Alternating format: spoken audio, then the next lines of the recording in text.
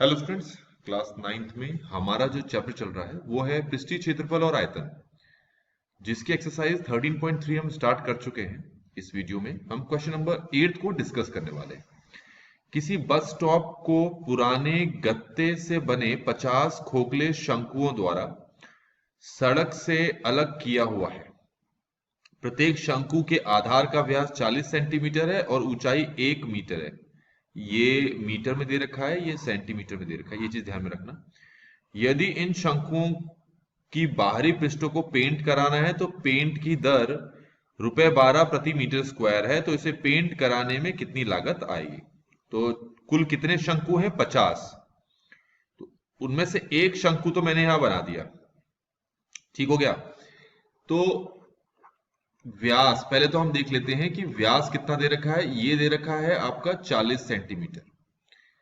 क्योंकि ये सेंटीमीटर है तो पहले इसको हम मीटर में बदल लेते हैं। तो उसके लिए इसको किससे भाग करना पड़ेगा? 100 से। ये कैंसिल हो गया तो क्या बचा? 4/10, जिसको हम लिख सकते हैं 0.4 मीटर। यहां तक समझ में आ गया हो। अब हम निकालेंगे त्रिज्या, जिसको कि आर कहते हैं। तो ये होगा आपका व्यास बट्टे 2। व्यास आपका है 0.4 और बट्टे 2, तो कितना हो गया? ये हो गया 0.2 मीटर। तो ये जो खोखले शंकु हैं इनकी त्रिज्या ये आ गई यहां पर 0.4 मीटर। और ये जो ऊंचाई है ये आपको कितनी दे रखी है? 1 मीटर दे रखी है। तो हम पहले क्या कर लेते हैं? तिर्यक निकाल लेते हैं, जिसको एल कहते हैं। तो हमें पता है तिर्यक निकालने का जो फॉर्मूला होता है वो होता है H square plus R square. तो एच स्क्वायर बराबर हो गया एल स्क्वायर बराबर हो गया, एच की जगह हमारे पास क्या आ जाएगा? 1 का स्क्वायर, और आर की जगह आ गया 0.2 का स्क्वायर। तो एल स्क्वायर बराबर 1 का स्क्वायर तो 1 ही होता है, और 0.2 का स्क्वायर होगा 0.04। तो इन दोनों को जोड़ देते हैं अगले स्टेप में, जो कि आएगा 1.04। अब दोनों तरफ वर्गमूल ले लेते हैं, तो एल स्क्वायर का वर्गमूल हो जाएगा एल, और 1.04 का वर्गमूल को हम कुछ इस तरीके से लिखेंगे। वर्गमूल मतलब स्क्वायर रूट। अब क्वेश्चन में स्क्वायर रूट ऑफ 104, ये देखो 1.04 का जो वर्गमूल है वो पहले से दे रखा है 1.02। तो इसकी जगह पर हम अगले स्टेप में लिख लेंगे 1.02 मीटर। तो ये हमारे पास क्या आ गया है? ये हमारे पास तिर्यक आ गया। ठीक है, कलर चेंज कर लेते हैं यहां पर। तो अब जो ये खोखले शंकु हैं जो सड़क में रखे जाते हैं बस स्टॉप पे, इसको बनाने के लिए गत्ते का इस्तेमाल हुआ है। तो गत्ते का इस्तेमाल किस जगह पे हुआ है? इसके वक्र पृष्ठीय क्षेत्रफल पे। तो सिंपल सी बात है, हम इस शंकु का जो है वक्र पृष्ठीय क्षेत्रफल निकालेंगे। तो हम यहां पर लिख लेते हैं शंकु का वक्र पृष्ठीय क्षेत्रफल।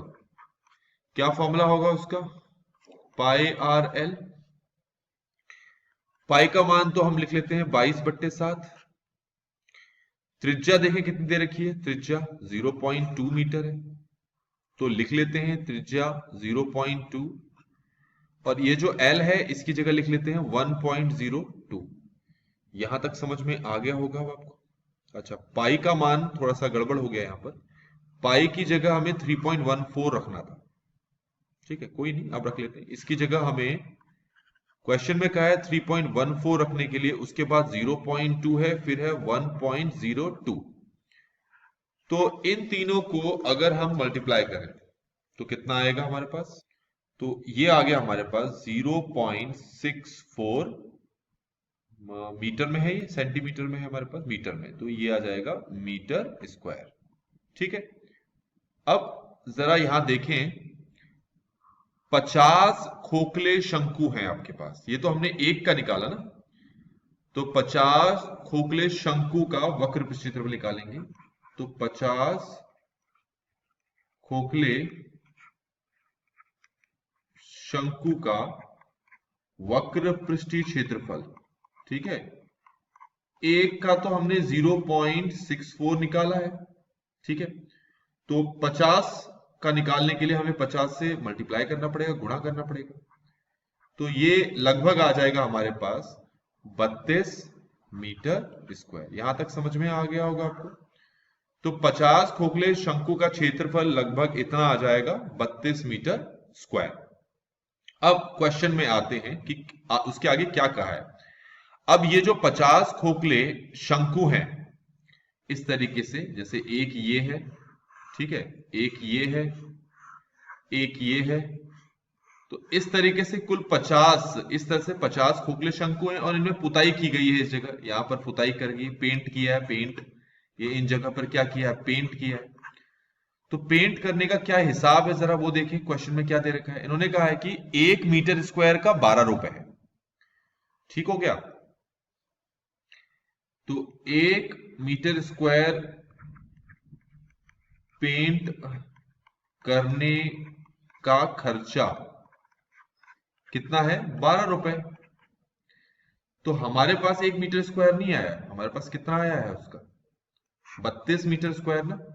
तो 1 मीटर स्क्वायर पेंट करने का खर्चा अगर 12 रुपए है, तो 32 मीटर स्क्वायर क्षेत्रफल को पेंट करने का खर्चा कितना होगा, वो होगा 12 गुणा 32, ठीक हो गया।